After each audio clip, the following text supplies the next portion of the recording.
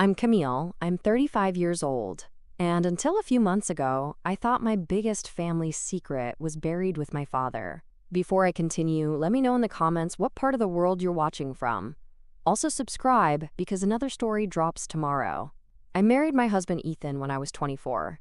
He was steady, kind, and everything my chaotic upbringing wasn't. We met in college. He studied architecture while I majored in public health. The night he held my hair back after I got food poisoning during finals week, I knew he was the one. Fast forward 11 years, and we'd built what most would call a picture-perfect life. A peaceful home in the suburbs. A daughter named Ava, who had my curls and his quiet confidence. And enough love to fill the spaces my family never could. But nothing prepared me for how fast that illusion would crack.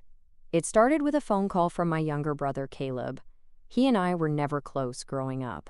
Caleb was the golden child, reckless, charming, and always forgiven. While I raised myself between our mother's manic episodes and our father's long absences, Caleb was praised for simply showing up. We hadn't spoken in nearly a year, so when his name flashed on my screen, I hesitated before picking up. "Hey, Camille," he said, voice unusually stiff. "What's wrong?" I asked, already bracing. "I think Ethan needs to know something." That sentence chilled me. He didn't ask how I was, he didn't ease into it. Just dropped the bomb with surgical cruelty. "What are you talking about?" "About Ava," he said, pausing like he expected me to fill in the rest. "What about her?" "She's not Ethan's daughter." My breath caught. "Excuse me?" "I'm just saying," he continued.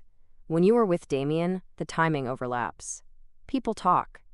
And Ava doesn't exactly look like Ethan." "Shut your mouth," I snapped. "You have no idea what you're talking about." He chuckled, cruel and casual. "Just thought he should know." I hung up before I screamed. I sat in my kitchen, shaking. Ava had been born 8 years ago. Yes, Damien and I had a messy history before Ethan and I were serious. But Ethan knew all of that. We had done the math together. He was with me through every doctor's visit, every sonogram. There had never been a doubt, until Caleb planted one. And like a virus, it spread. I didn't tell Ethan right away. Instead, I watched him for signs. Doubt in his eyes, hesitation in his smile. But he was the same. Loving, steady, still calling me Cam like it was a sacred word. Then, one morning, I walked into the living room and saw his face frozen on a paused screen. He was watching old baby videos of Ava. His expression? Yan Han. Distant. Torn. My stomach dropped. "How long have you been watching those?" I asked gently. He turned, startled. "Did Caleb talk to you?" I added, voice barely above a whisper. Ethan sighed.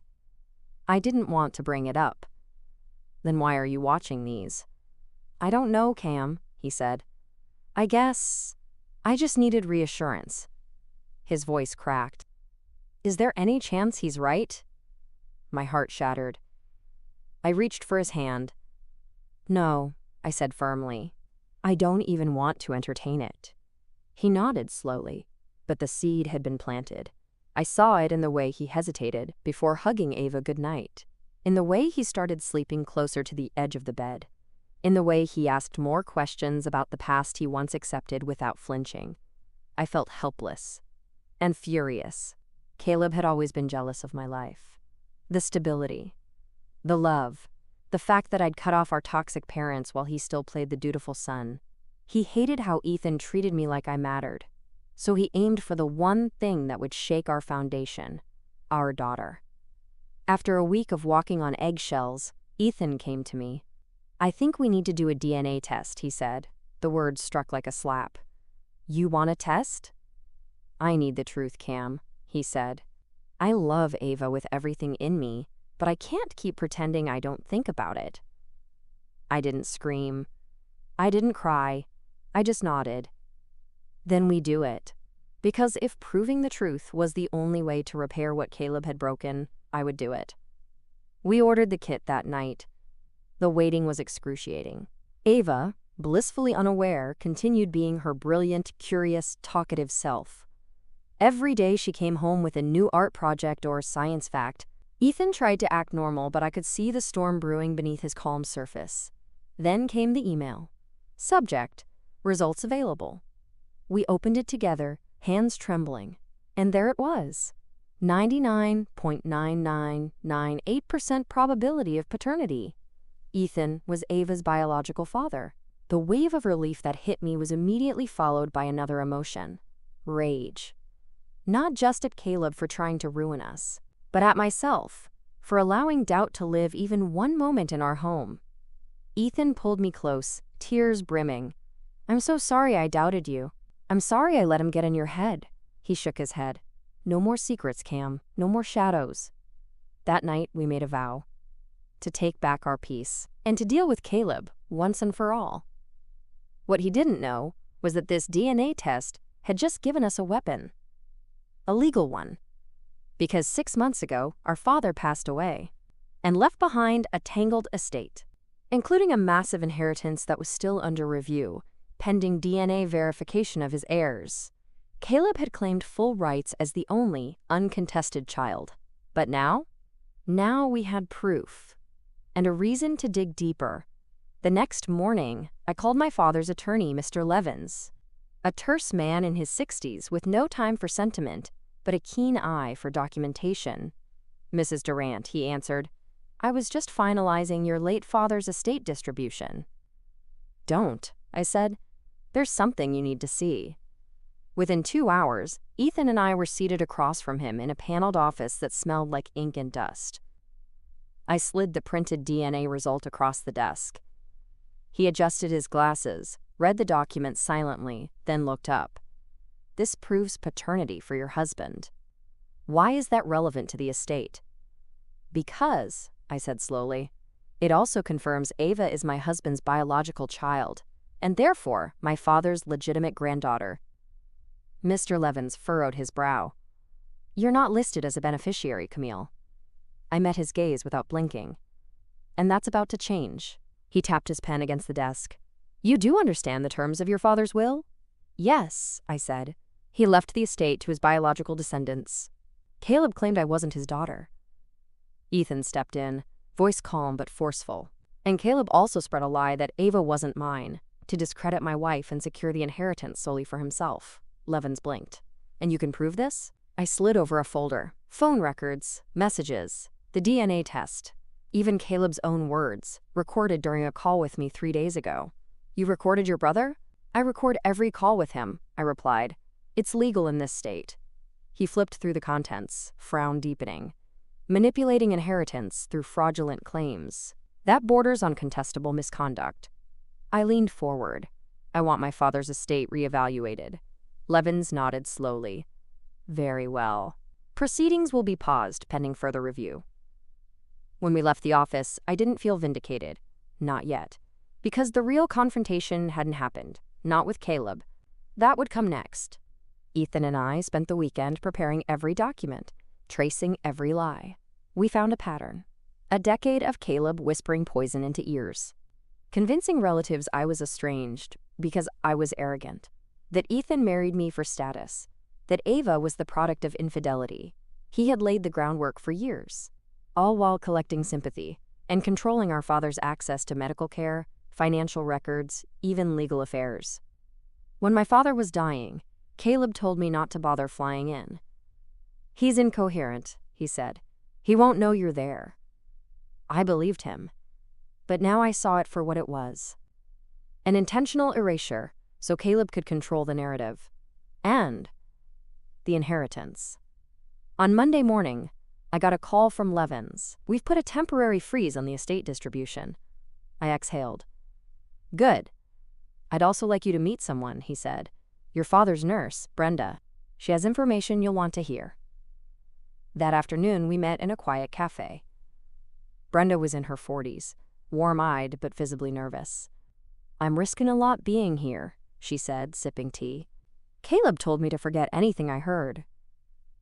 "What did you hear?" I asked softly. She looked at me. Your father, he talked about you every night. He said he wished he'd done more to fix things between you two. He called Ava his second chance. Tears sprang to my eyes. Brenda continued. He said Caleb kept pushing him to update the will. Said you weren't reliable. That you wanted nothing to do with him. Was he coherent? Ethan asked. Sharp as a tack until the very end. And did he say what he wanted? Brenda nodded. He wanted everything split fairly. But Caleb brought in a new notary. Pressured your father to sign revised documents during his final days. I clenched my fists. That's coercion. Brenda hesitated. There's more. She pulled out her phone. I recorded a conversation by accident. Left my phone in the room during a lunch break. She hit play. Caleb's voice rang out. She doesn't deserve a cent. She's not even his daughter. And if she tries to fight it, we'll drag Ava through the mud. My stomach turned. Brenda paused the recording. I'm sorry. I didn't know what to do. But after you called, I thought maybe this could help. It helps a lot, I whispered. We thanked her and promised her anonymity. By the end of the day, we had more than enough to escalate things legally. Ethan looked at me as we got back in the car. You ready to confront him? I nodded. I've never been more ready in my life. That night, I texted Caleb. Family meeting tomorrow. My place. Noon. He replied with a single word. Why? I sent a photo of the DNA test, and below it, the audio file. The typing bubble popped up, then vanished. No reply. But he'd come. He couldn't resist a confrontation, and I had no intention of letting him leave untouched. The next day, at exactly 12 p.m., Caleb pulled into our driveway. He stepped out of his car like he owned the world. Designer sunglasses, smug grin, and that same lazy confidence he'd always worn like armor. But I wasn't 12 anymore, and I wasn't afraid. I opened the front door before he could knock. Come in, I said flatly. He stepped inside, glancing around with casual disdain. Didn't realize we were doing this in your living room? I closed the door behind him. We're doing it where the lies started, inside this family. Ethan was already seated on the couch, arms folded. He didn't speak. He didn't need to. His silence was a wall. Caleb flopped into a chair and stretched his legs. Well, he said, you got my attention. You lied, I said, tossing the printed DNA test onto the coffee table, and you nearly destroyed my marriage. He didn't even glance at it. Dramatic, Cam. It's the truth. And I've got proof that Ava is Ethan's daughter. He shrugged. Fine. So the brat's his. Doesn't change anything else. I narrowed my eyes. You also lied about Dad. He went still for the first time. You told me he was incoherent. That he didn't want to see me before he died. Caleb stood up slowly. Don't rewrite history. I tried to get you to visit. You didn't answer my calls. I laughed bitterly. You mean the 2 missed calls after weeks of silence? After years of undermining every connection I had with him, Ethan reached into a folder and pulled out Brenda's statement. Dad's nurse says otherwise. Caleb's jaw tightened. She says he asked for me every night. That you isolated him, manipulated him.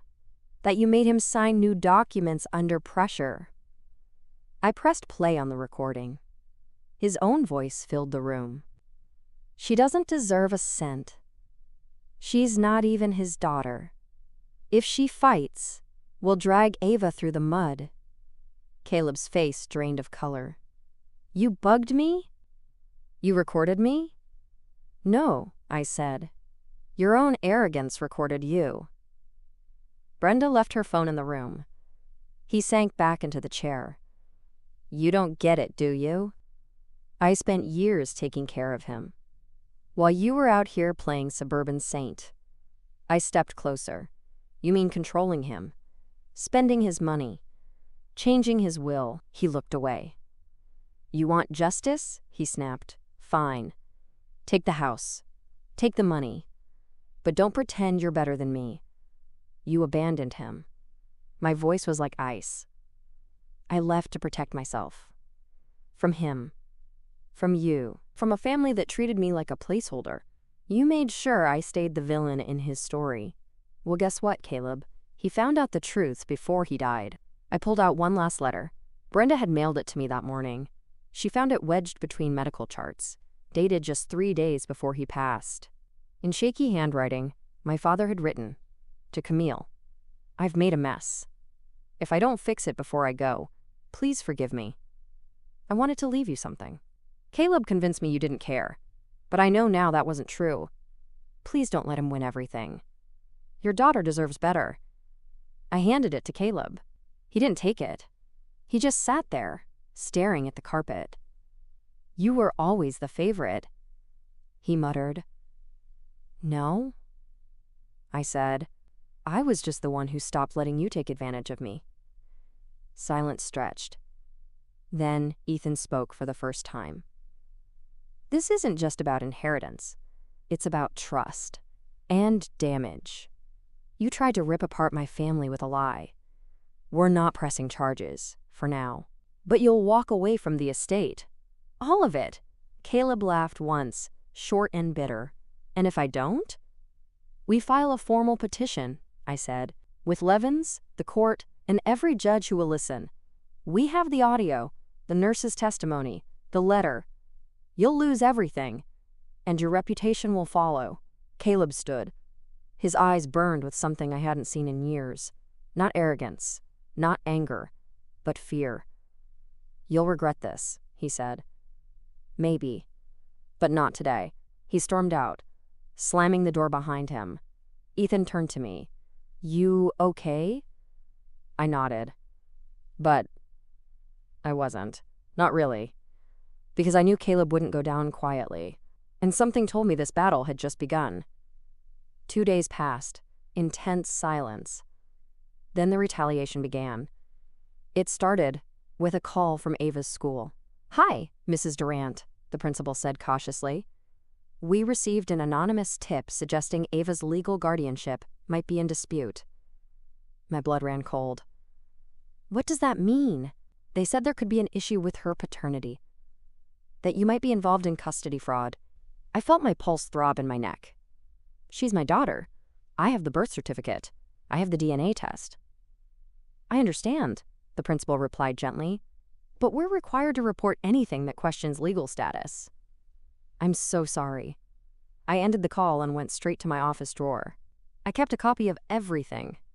Ava's birth certificate, the notarized paternity acknowledgement, even the DNA results. I scanned them into a single PDF and emailed them to the school with a short message. "There is no dispute. Please let me know if anything further is needed. Camille Durant." Then I called Ethan. He was furious. "Caleb's playing dirty," he growled. But that was low, even for him.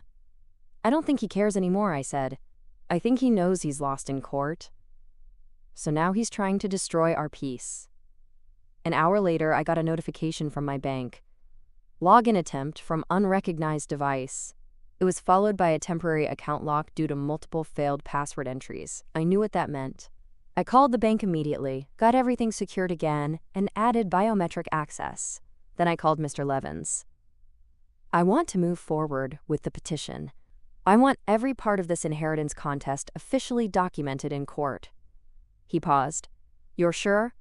"I'm sure. If Caleb wants war, he can have it." Later that evening, I received a text from a number I didn't recognize. It was a picture of Ava at her gymnastics class, taken from a distance. No message, just the photo. I dropped my phone. Ethan caught it before it hit the floor. He picked it up and stared at the screen. His face went white. "No more warnings," he said. "We're calling the police." And we did. We filed a report for harassment and stalking. We gave them the number, the school incident, the financial breach attempts.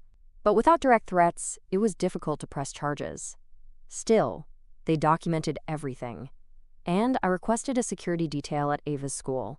I didn't care if it made me look paranoid. I wasn't taking any chances. The next day, Caleb texted me. "You're playing dirty, Camille." "I can play dirtier." I didn't reply. Instead, I sent the message straight to Levins and the officer assigned to our case. The following morning, I met with a private investigator. Her name was Veronica. She came highly recommended. "I specialize in financial manipulation and family-based fraud," she said, flipping open a notepad. "Walk me through everything." So I did. The will, the lies, the call to Ethan, the school threat, the bank hack, the photo of my daughter. Veronica nodded slowly as I spoke. "I've seen this before. Entitled siblings trying to erase you with rumors, doubt, and fear. But here's the good news. Men like your brother, they always make one mistake. You just have to be watching when they do." She promised to start digging into Caleb's financials, his recent phone records, and the notary he used to rewrite Dad's will. When she left, Ethan turned to me. "Do you regret any of this?" I looked at Ava playing in the yard through the window. "No. Because for the first time in my life, I'm not the one running. I'm making him run." And I meant it, but I also knew we had to be smarter than ever. Because Caleb's mask was gone. And what was underneath? Reese. Was something far more dangerous. Veronica moved fast. Within 48 hours, she called with her first findings. "Camille, we found something," she said. "There's a financial trail leading from your father's account to a private offshore fund." My stomach turned. "How much?" "Over $400,000 moved in the last 2 years before his death. All transferred by Caleb, some of it disguised as medical expenses. But the account? It's in his name." I gripped the edge of my kitchen counter. So he was siphoning money before Dad even died. Veronica's voice was calm but firm. "Exactly. And there's more. Remember the notary who signed the revised will? Yes. She's not licensed anymore. Her credentials were suspended 6 months before that document was signed." My breath caught. "So the will is invalid," she confirmed. "And we'll get it thrown out." I hung up and turned to Ethan. "He's not just a liar. He's a thief, and he forged legal documents to steal from us." Ethan didn't hesitate. "We take him to court." That night, I emailed Levins every shred of Veronica's evidence. He called me the next morning. "Camille, this changes everything. Not only can we restore your share of the estate, we can press charges. If you want to." I hesitated. Did I? Did I want to see my own brother behind bars? Didn't. I remembered Ava's face. The fear in her eyes when we told her not to talk to strangers near the school. The photo. The silence. The lies. "I want everything he stole returned," I said, "and I want protection for my daughter. Whatever it takes." Levins gave a sharp nod. "Then we proceed." The court date was set for 2 weeks later. In the meantime, Veronica kept digging. She discovered a secondary phone Caleb used, registered under a fake name. The same number that sent me Ava's photo. We turned that over to the police. Now they were officially investigating him for harassment and potential fraud. On the Sunday before the court hearing, Caleb showed up at our house. Uninvited, unannounced. I saw him through the window, parked at the curb, pacing. I walked outside alone. I wasn't afraid. Not anymore. He turned, jaw clenched. "You don't have to do this." "Too late," I said. "You crossed a line." "It was never supposed to go this far," he muttered. I was angry. Jealous. "You always got away from this family. Dad never looked at me the way he looked at you." I blinked. "You manipulated a dying man. You told my husband I was unfaithful. You took a photo of my child without permission." His eyes welled up with tears. Or rage. I couldn't tell. "You ruined everything," he said. "No," I said coldly. "You did. You tried to erase me from my own bloodline. And now you'll answer for it." He stepped closer, but I didn't flinch. "You're still my sister," he whispered. "Doesn't that mean anything?" I smiled, sad and hard at once. "It used to. But now it just means I know exactly how to beat you." I turned and walked inside. And for the first time in our entire lives, Caleb didn't follow. The courthouse was colder than I remembered. Not just in temperature, but in energy. Everything about it felt clinical, sterile, like emotion had no place there. But mine came anyway. Ethan squeezed my hand as we sat on the claimant's side. Across the aisle, Caleb looked smaller than usual. Suit too tight, jaw twitching, eyes darting from me to the judge's bench. He didn't look smug today. He looked cornered. And for the first time, I saw him for what he really was. Not a villain, not even a mastermind. Just a coward who counted on people like me staying quiet. The hearing began promptly at 9 a.m. Judge Morales presided, stern, sharp-eyed, and known for her zero tolerance for deception. Mr. Levins presented our case methodically: the invalid notary, the suspicious offshore accounts, the falsified medical transactions, the manipulated will. He concluded with a final exhibit: a printed transcript of the voicemail Caleb left on Ethan's phone the night we got the DNA results. Guess that wrecks your fairy tale, huh? Hope you're ready to raise someone else's kid. The courtroom fell silent after he read that. Then came Veronica's testimony. She laid out the digital trail, bank records, proxy servers, falsified documents. She even showed how Caleb used Dad's health proxy to reroute funds under the guise of hospice care. By the time she finished, I could feel the tide shifting in the room. Then it was Caleb's turn. His lawyer tried to frame it as a misunderstanding, that Caleb was trying to protect the integrity of the estate, that he was under emotional duress when the updated will was created. Judge Morales leaned forward. Are you stating that your client had no knowledge that the notary used to validate the revised will had been stripped of her license? The defense stammered. We're stating it wasn't verified at the time, so he made legal changes to a multi-million-dollar estate with no due diligence? Or did he simply not care? The lawyer fell silent. Then the judge turned to Caleb. Do you deny that you told your brother-in-law the child in question wasn't his? He cleared his throat. I was emotional. Angry.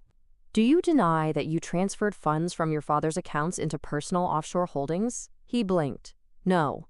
You admit to financial misconduct? He hesitated. Then whispered, yes. That was it. The weight of it settled like dust in a graveyard. Judge Morales spoke again. Camille Durant, do you have any final statements before I issue a ruling? I stood. My voice was steady.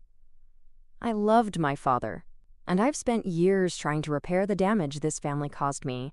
But this attempt to erase me, to humiliate my daughter, to steal what was never theirs to begin with, I won't carry that burden anymore. This was never about money. It was about dignity, and taking back what was stolen, piece by piece. She nodded, then turned her gaze to the room. In light of the evidence presented, the court rules in favor of Camille Durant. The revised will is declared invalid due to fraudulent notarization. The estate will be distributed according to the original succession plan. Caleb Durant will be referred for criminal investigation regarding financial misappropriation and harassment. The gavel dropped. The room exhaled. Ethan pulled me into an embrace I barely remembered initiating. But what I remembered clearly? Demodni was the look on Caleb's face as officers escorted him out for further questioning.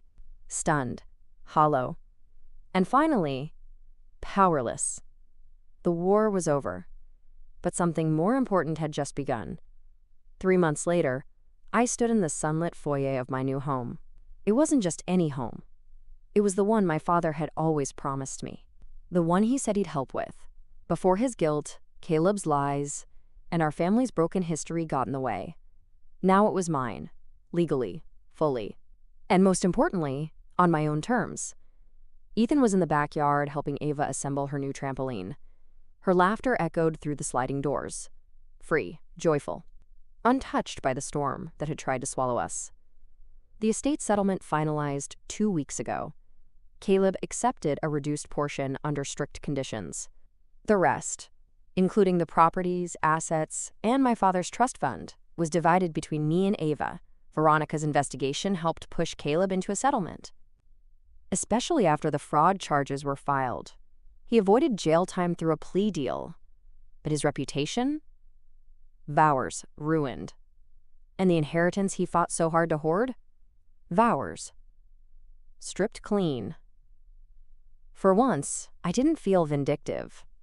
I felt clean, free. I stood in Ava's room that afternoon, admiring the wall of framed photos we just hung. One caught my eye, her and Ethan on her 8th birthday. She looked just like him. Same smile, same eyes. How did I ever let a single doubt creep in? Then again, I knew how. Because for too long, I let other people write my narrative. My mother told me I was difficult. My brother told me I was selfish. Even my father, by his silence, told me I wasn't worth fighting for. But they were all wrong. I've spent my whole life trying to be the good daughter, the calm wife, the perfect mother. But it was only when I stood up for myself, for my family, for the truth, that I finally became all three. Not out of obligation, but out of choice. People say revenge is about getting even, but for me, it wasn't. It was about reclaiming my voice and showing my daughter that silence is not the price of peace. If you've ever been made to feel small in your own family, I want to hear from you. Drop your story in the comments, because no one should carry that alone. And if this story gave you strength, hit subscribe. A new one's coming tomorrow. And I promise you won't want to miss it.